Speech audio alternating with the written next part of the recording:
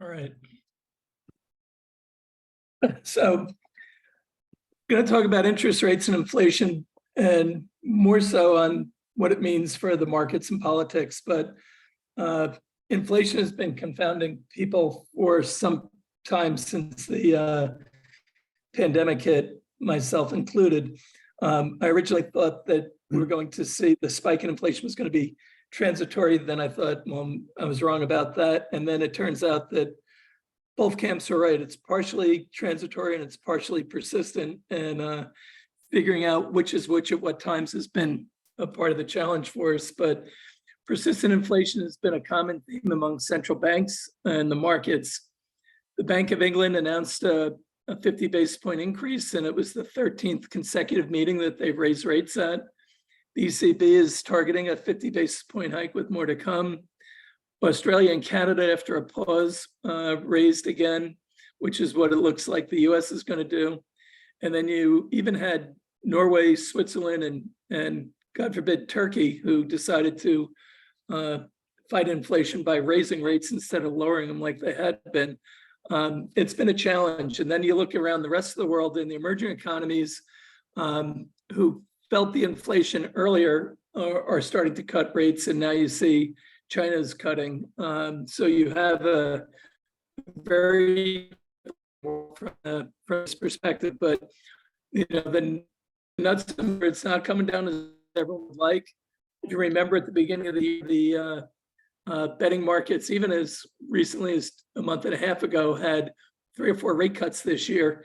And now it looks like the first rate cut will be sometime in December, according to the CME, and that was only a 1% chance of it. So it looks like we're pushing out the rate cuts for some time in the US, and I would expect the same for Europe and the UK. So there's 3 big problems facing central bankers and facing the markets when it comes to inflation. And for policymakers, it's really what Mohamed El-Erian's called a trilemma. The first part of it is maintaining low and stable inflation, which has been a fight they've been losing. The second one is fostering robust and inclusive growth. And we didn't even get that when we had 0 interest rates.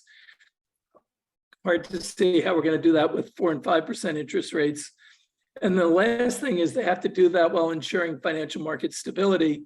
And as we've talked about in many of these meetings this year, when the central banks tighten, stuff breaks. And we saw that with, whether it was Credit Suisse or whether it was First Republic or Silicon Valley Bank, and you're seeing strains in other areas as well. So you have those 3 issues, and this has really baffled the markets. And you've had Powell and Lagarde come out very strong with their comments that it's going to be higher for longer, and it's going to be higher than people thought. And I think they just don't see inflation coming down the way they thought it was going to. And that's really the problem. What you are seeing, though, is a bifurcation of what's going on around the world. But I think it comes down to 3 main issues. And the first is that growth is too low for the central banks.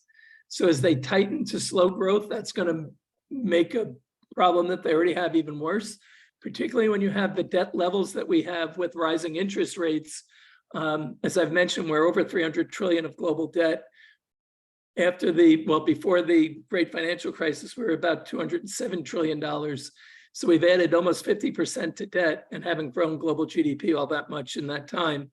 So I think you have a real issue that we're facing from a growth perspective.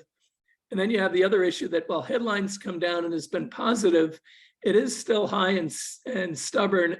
And the real issue about headline coming down is a big benefit of that was the energy due to warmer weather that we've had. And now you're seeing some really bad things popping up with weather around the world, whether it's the high water temperatures around the UK, whether it's the fires in Canada, whether it's El Nino coming in.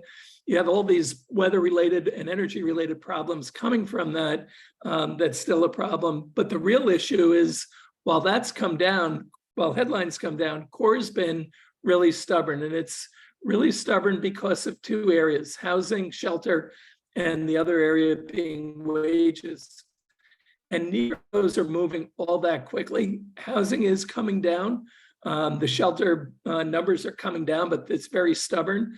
And when you look at wages, we're still renegotiating union contracts at pretty high rates. And you had somebody walk off last week after they got a 15% increase, and then they wanted another 3% a year for 3 years on their base salaries.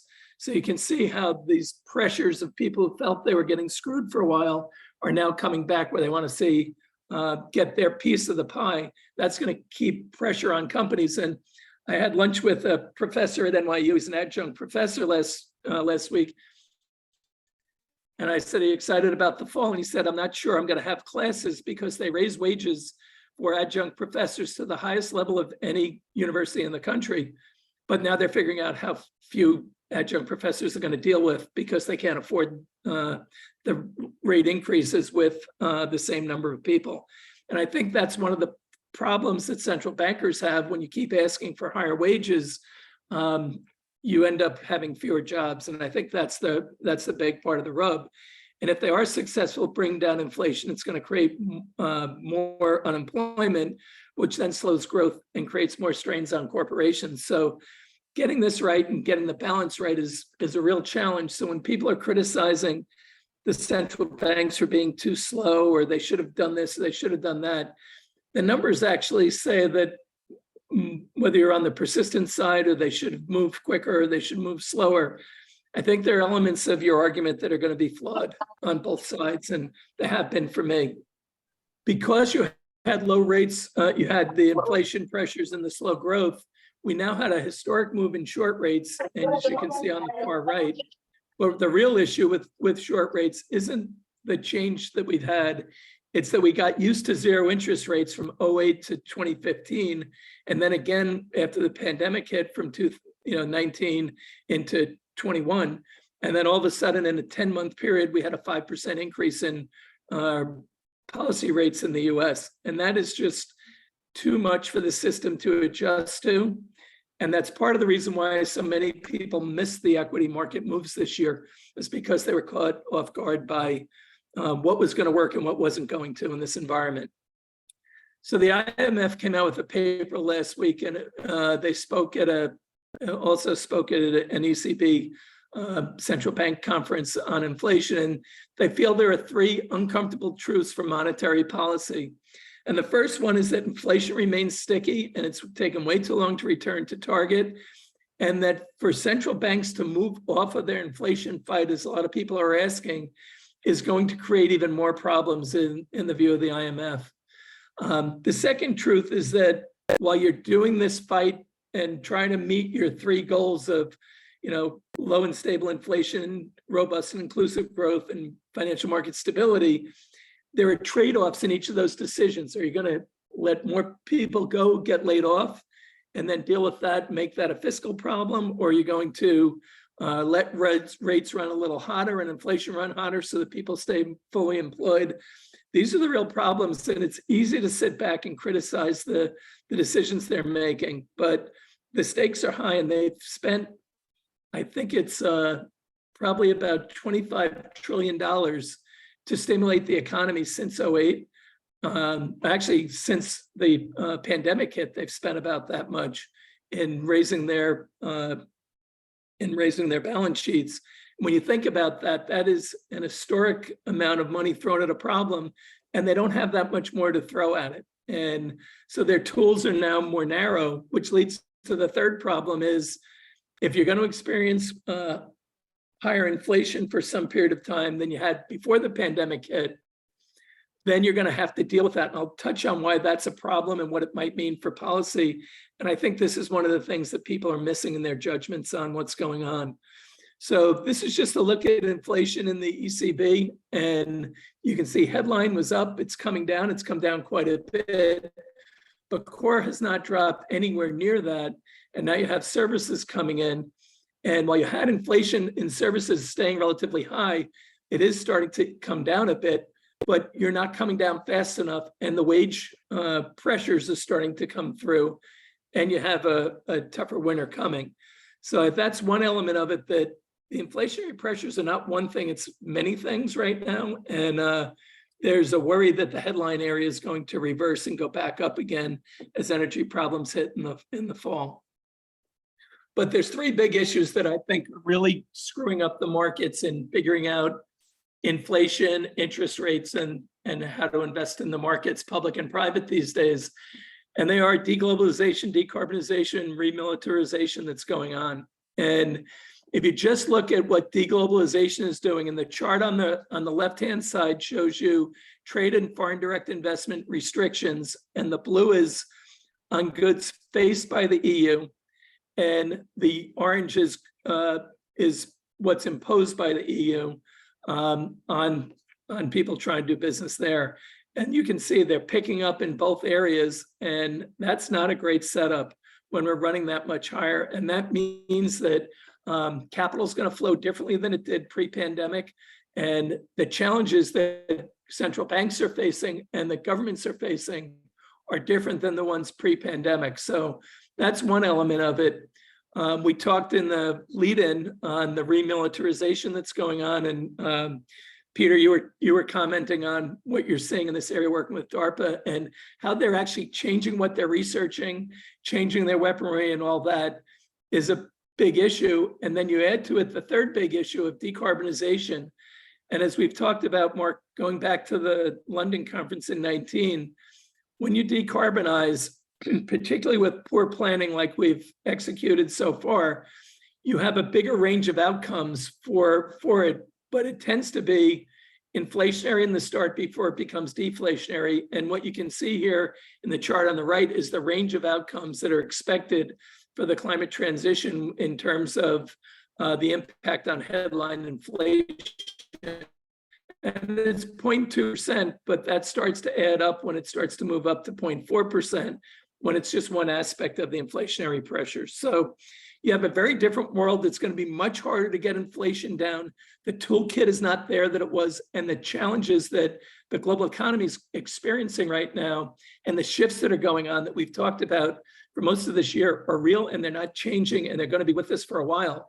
And that's throwing people off because we were used to the ability of the central banks or fiscal policymakers to flip a switch, kick on QE or something like that, and stimulate the economy, and you see a big move. We're not seeing that right now. And I think that's because we've thrown so much at the problem, it's not all working through the system yet. And then at the same time, we're starting to tighten in other areas. So we are sending a lot of conflicting messages, and it's really a challenge for businesses to figure out their future investments against this backdrop. So as we've talked about, we have a polycrisis environment that's creating distortions and divergences. And the key is to recognize the distortions and capitalize on the divergences. And you saw that nobody really expected, as much as people are going to say it, that the FANGs were going to pop another massive year after the couple of years they've had going forward. We should have thought about that more clearly. They are not just 7 stocks, but when you think about their combined market caps as a percent of the overall market cap, it changes the dynamic when you think about it on a market cap weighted basis, what it means and what their impact is. I think the other issue that we're really focused on is the challenges that Europe is facing, as well as China. Europe from a weather and war perspective, China from an economic perspective primarily, and a geopolitical perspective. But I think one of the things to keep in mind is the strength of an economy is reflected in their currency. It's also reflected in their willingness to procreate. And you're seeing that around the world is slowing down because the views of the economic future are not that great. And when you have that, you start to see real bad numbers. And I think that's part of what we're seeing with China, not just from the lower birth rates, but from the youth unemployment. That creates a sign for the people of what they see going forward. Those are not great symbols for the Chinese economy. And I think one of the big challenges investors have is recognizing the shifts that are going on in China and how that economy is going to change and what that means for all the other economies around the world, because they are the number 2 economy and they've been a big driver for global growth at about 50%. We still have high inflation in most of the advanced world, and it's starting to come down in the developing world. But these market expectations for interest rate cuts have been out of step with the central banks for some time. They're starting to get back more in step with them. So the first change is don't expect rate cuts that soon. The second one is expect that rates are going to stay up higher for a lot longer than you originally planned. And if you think about your investment decisions based on 5% interest rates instead of 0, you'll have a different frame from a risk perspective. The other thing to keep in mind is the fight on inflation is not just an economic one, but it has big social and political implications. And you're seeing that in a lot of countries around the world. It'll be a big part of our election coming up next year, but it's a big part of what they're talking about in the UK and in Europe right now. And I think that's something to keep in mind, because the social elements of that and what it means for the political parties, and does the pendulum swing back the other way, is going to be something to keep an eye on. And lastly, for us, and we've said this all along, we see the US as the magnet for capital flows, and with it comes jobs. And the policy changes being made by the US and China to fight an industrial and military battle right now, using technology, using defense, and using their economies, are really going to have a big impact on where capital is going to work and where it's not going to work going forward. And while I'm not positive on the Chinese economy, I am positive on pockets of opportunity in all the countries. But I think that from the broader perspective, you have to think the easier money is going to be made in the US and in the parts of Europe that hit, and China that hit the problems first and are starting to come out of it already. But this is a bad setup for a difficult economy. And while we've had a strong first half, I would suspect the second half will be a little weaker, as I think corporate earnings is going to start to feel some of the pressures coming through of slowing growth and more persistent inflation and higher interest rates, and how that plays through on their ability to pass through prices, or having to start cut prices again, and for some companies. So Mark, I'm going to stop it there and open it up for comments, questions. Thanks, Stephen. Adam, quick with the hand. Andrew next. Stephen, with that attraction of capital into the US, that puts a lot of pressure on the dollar strength, the strength of the dollar, and our ability to export. Does it not? And that would in turn also have pressure on interest rates. It does, but we're not as big an exporting economy, so it hurts us less. Yeah. And as an importing economy with a strong dollar, you're importing deflation. So we're not having that much pressure on the dollar, because the dollar is, we have so many attributes. We're energy independent. We're raising rates still. So we have a bit of a rate advantage versus most of the developed world. So I don't think that foreign direct investment is going to weaken the dollar all that much, because you have to look at it against those currencies too. And where do you see a strong currency coming from? China. They've been weakening for some time. You don't see it coming out of Europe. You might see it out of Mexico or some commodity exporters, but there really aren't that many pockets of really strong currencies because their economies and the fundamental foundations are not that strong, or they're in areas that they are either in war areas, or they're relying on exports from other areas like food and energy that are spiky right now. Well, So that's I think my point, Stephen, that it would strengthen the dollar. Yep. And that means we import deflation. Okay. Right. China weakening, we're importing deflation, exporting inflation. Got it. Andrew, I think you're next. Yep. Actually, Stephen, I want to thank you, because I had my list of really bad news. I'm usually the guy who's doing it. You had some bullets, and you talk about expectations versus what the Fed is going to do. It's in the extreme. I'll just try to just bullet it. Like 2-year break-even inflation is under 2%, under 2%. So expectations are incredibly benign in terms of inflation, interest rates. You see your inverted yield curve.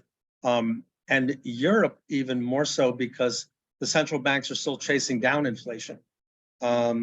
And Japan, by the way, has inflation, wage inflation. They've never even had it.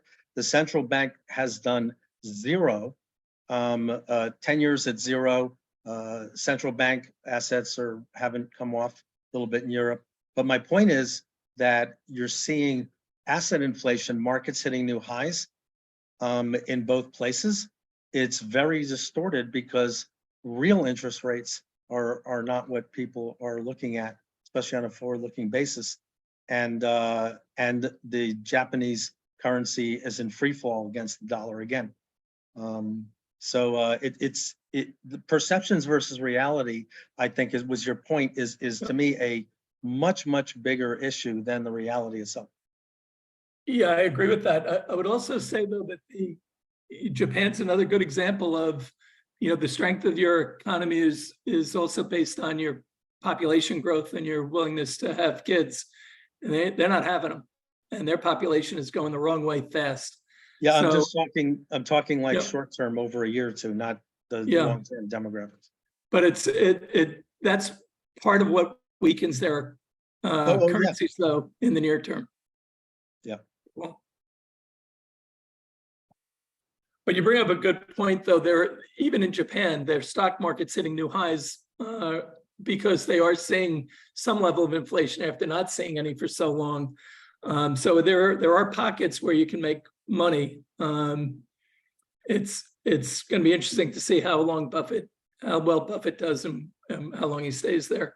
He just bought trading houses, by the way. That's his whole investment is trading firms.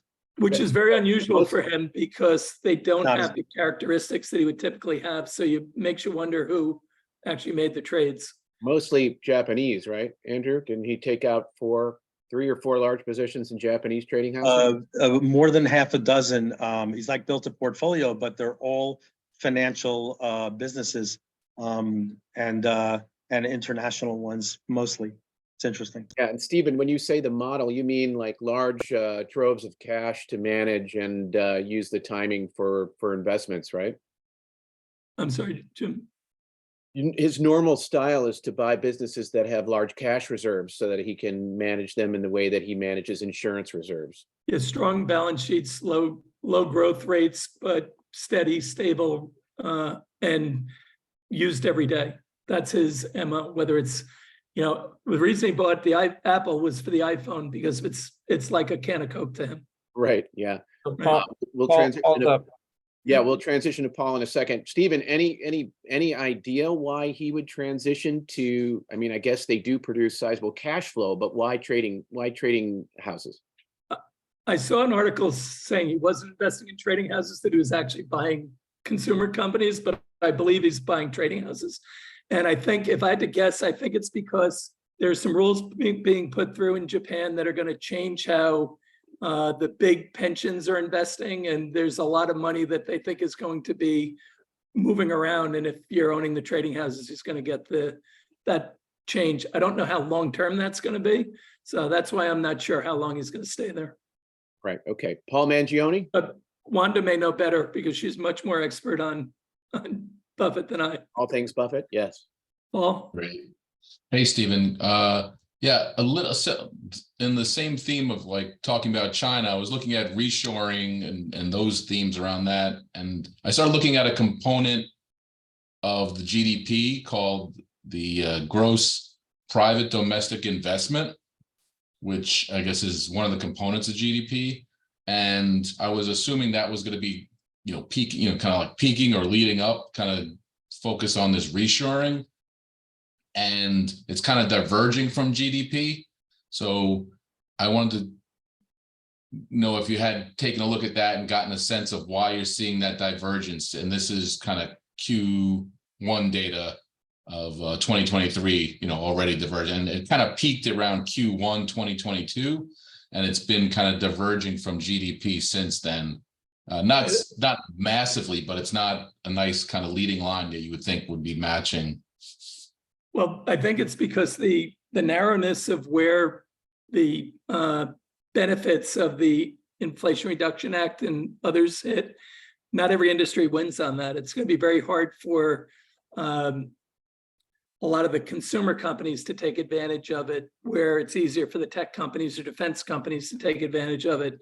So it's going to not hit they're not trying to cover the whole economy with the Inflation Reduction Act and the other spends they're doing. They're trying to be more targeted. But I know the numbers I've seen that private companies just in this year, I think, have invested $470 billion in new planned capital programs going out directly related to the Inflation Reduction Act and the other policies they're putting out. So I think you're going to see that accelerate as we move forward too.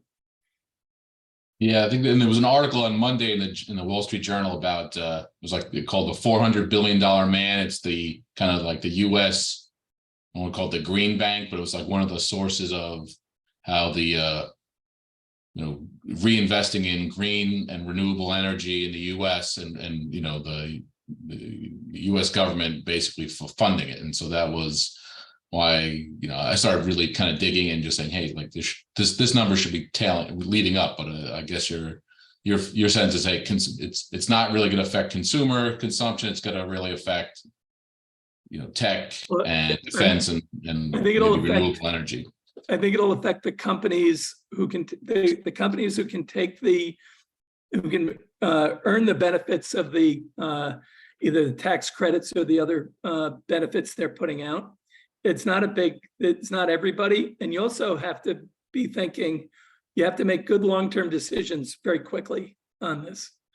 So, I think one of the challenges, and this is a challenge in corporate boardrooms all over the world, particularly in Europe and the advanced economies right now, is how do you put capital out for the next 2 years in your company, and where are you going to put it out? If you're going to build if you need to invest in plants and equipment, where are you going to do that? And so a lot of people are slowly coming around to that. In the CHIPS area, it was easy for people to move quickly because you had, not only did you have the Inflation Reduction Act, but you had the CHIPS and Science Act. So they had double the opportunity to go after stuff. So I just think that I think it's going to start accelerating quickly. I think you saw it accelerate last quarter. I think you'll see it continue to accelerate, but it'll be not for everyone. I think it'll be a narrow group of industries that benefit. The materials industry is another one with China's new rare earth rule today. That they're putting out. And you can just see how the lines are being drawn again, and this will be another economic battleground. Got it. All right. Thank you. You're welcome. I was at an event last night with these people from a university system in Northeast Ohio that they've used 3D printing to create titanium with fewer rare earths. There are ways around this issue. Technology will solve for it, but it's going to take some time. Yeah, the other issue, Mark, is this: the alternatives might not have the same efficacy and particularly for certain uses, there's a concern about that now. I think there's again, this is industrial parts, and they are so excited down to the tiniest nanometer and the higher efficacy. That's actually what was their point, and cheaper, and the energy load, and better for the economy, better for the environment. So I'm just saying that there are innovations out there that can solve. Yeah, it'll take a little bit of time for it to be scalable, I think, is the issue. Well, I think when America gets into a wartime mentality, things shift a little faster. Yep. They're definitely moving. I mean, the spend is unlike anything we've ever seen. We have a hard time remembering, but the amount of money we put out was, $12 trillion for the US. In fiscal and monetary stimulus. So it's a lot of coin for $25 to $30 trillion economy.